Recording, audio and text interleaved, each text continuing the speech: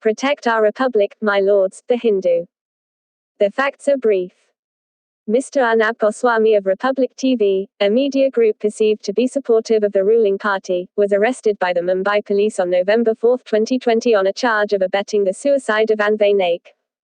The suicide note mentioned that the channel had not paid bills amounting to 83 lakh rupees and this was a proximate cause of the act of suicide.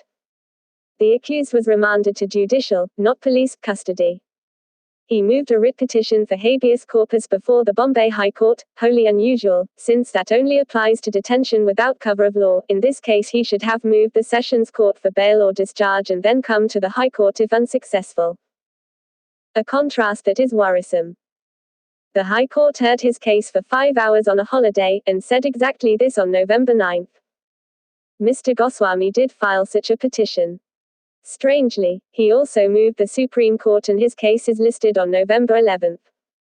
It takes up the whole day, and that evening he is set free, and emerges pumping his hands in the air, much like a conquering public hero.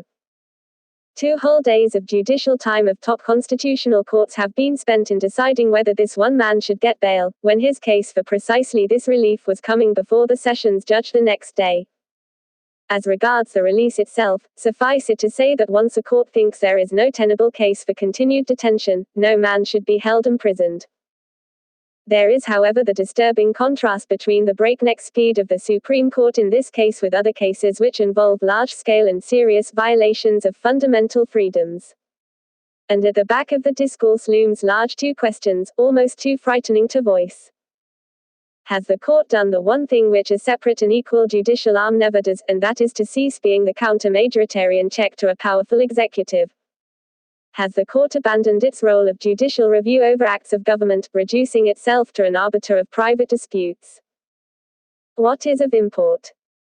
I cannot but help recall what happened at Rashtrapati Bhavan when the then Chief Justice of India M.N. Venkatachalaya was sworn into his office in February 1993. Prime Minister P.V. Narasimha Rao said that he looked forward to a cordial relationship between the court and the government. He received a riposte which can only be described as classical. Mr. Prime Minister, the relationship between us has to be correct, not cordial. Cordiality between court and government has no place in our constitutional scheme of checks and balances.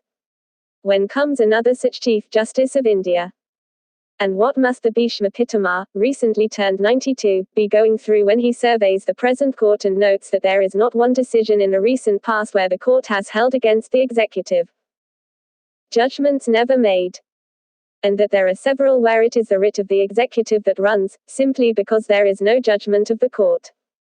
Witness the petitions against the Citizenship Amendment Act, preventive detentions in Kashmir, and the challenge to the dilution of Article 370.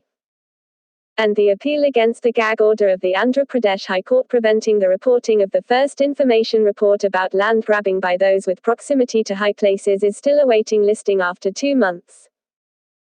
And in one case, a decision comes in after the issue no longer survives, that of the Shaheen Bagh protest, where the court decried the unregulated use of public spaces for protest.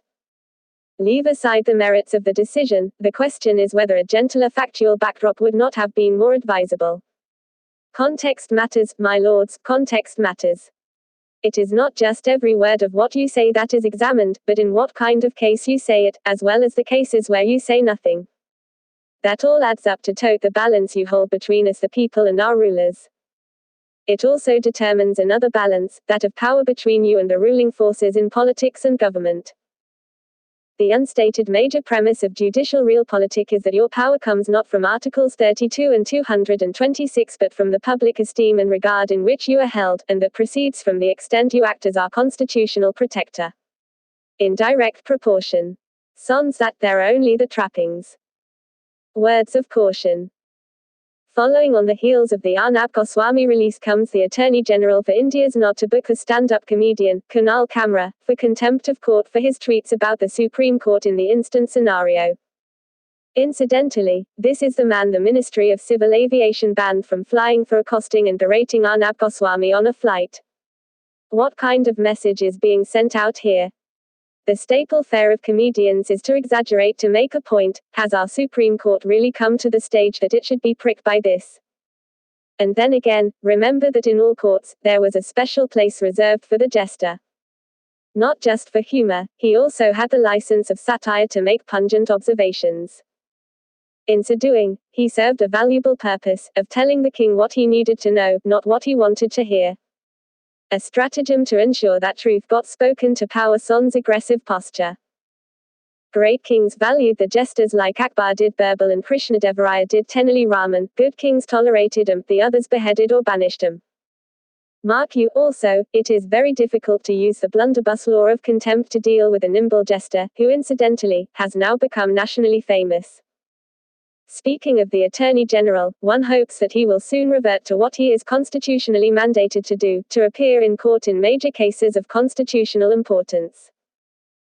He is our senior-most lawyer of constitutional vintage, with unmatched erudition and experience, and knows perfectly that he is the first law officer of the Union, not the lawyer for the government of the day or party in power, a distinction that seemingly evades his deputy, the Solicitor General. They remain unheard. May I present, my lords, a solution. Extend the grace of your early hearing to Varavara Rao, poet, aged 80, suffering neurological and urological health issues. To Sudha Bharadwaj, age 59, civil liberties defender, suffering hypertension, heart disease, diabetes. They have been incarcerated from August 2018. To Sadiq Kappan, the journalist from Kerala detained on his way to Hathras in October this year. Take heed of the pitiable plight of Stan Swami, activist, aged 83, suffering abdominal pain and multiple falls in jail. He is unable to hold a glass because of Parkinson's disease. His plea to use a sipper straw in jail has been adjourned by 3 weeks to November 26.